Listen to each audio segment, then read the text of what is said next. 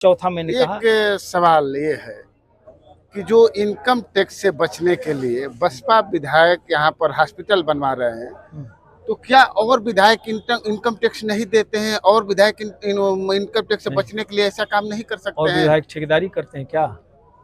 कोई विधायक ठेकेदार है?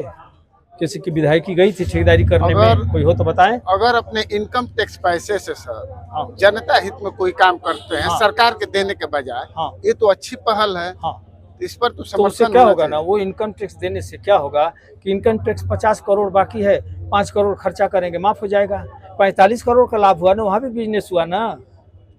सरकार के खाते में जाने से जनता का जो फायदा हो रहा है, इस पर वो पैसा तो जनता जाता है गवर्नमेंट खजाने में, ITR इनकम टैक्स, तो वो जनता को लाभ होता।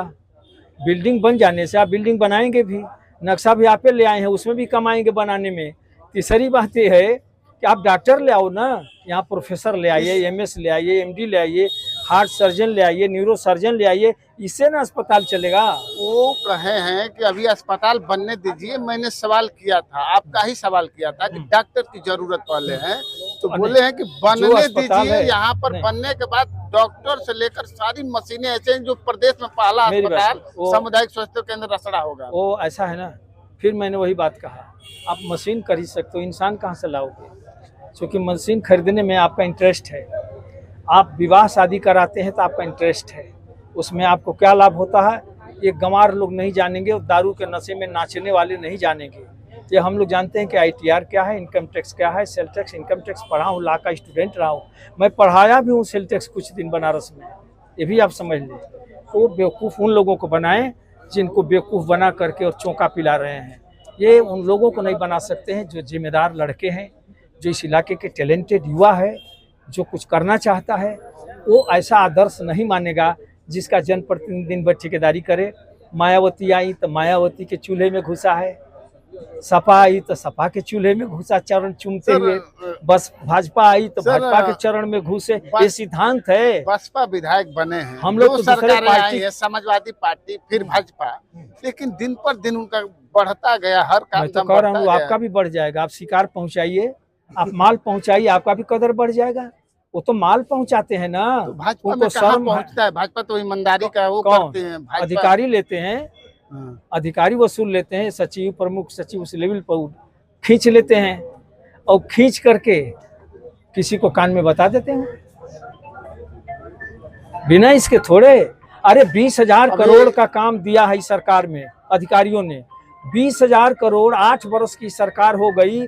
बीजेपी के 225 विधायकों को 20,000 करोड़ रुपया नहीं मिला उनके क्षेत्रों में। क्या कारण है कि BSP के MLA को 20,000 करोड़? कुछ तो दाल में काला है। क्या है? आप लोग न खोजिए, हमसे क्यों खोज रहे हैं? मेरे पास आज CBI और ED रहती तो मैं खोज देता। एक दिन हमारा काम है पूछना, विपक्ष मौन है, पूछने के लिए विपक्ष कहाँ है? विपक्ष कहाँ है? विपक्ष तो भाजपा की सरकार चलवाता है, उसके पास तो तरह तरह के काम है जो वहाँ से लाभ लेना है। उनकी कहाँ औकात है सड़क के लिए? एक दिन विपक्ष 8 वर्ष में 2014 से लेकर आज तक एक दिन विपक्ष सड़क पर उतरा हो तो तारीख मुझको व्हाट्सएप कर दीजिएगा किसी से पूछकर। वो तो वहाँ जी हजूरी करते हैं लोग। अब तो CMO साहब आपकी बातें मान गए, फिर आगे भी कुछ अच्छा होने वाला है, तो क्या है इस पर करना? आज CMO साहब हमारी बात मान करके हमारे पर कृपा किए हैं क्या? ये जनता की मांग है। मैं कहा तो कह दिया हूँ, आज चलाता रहूंगा, और अगले अगस्त में प्रलय हो जाएगी। कोई दुनिया की ताकत मुझे कुछ कहने जो नहीं बचेगी। चीनी मिल के लिए आपका प्रदर्शन, आपका आंदोलन, आपका धैर्य कब तक देखा जाएगा? कब जब तक चल न जाए, जब तक किसान के खेत में गन्ना न हो जाए। 20 इस तरह 15-20 साल आप संघर्ष करते रहे। मैं इतना संघर्ष बढ़ा दूंगा कि सबका चुनावी मुद्दा हो जाएगा 2027 में। मिल चल जाएगी, 100% चल जाएगी।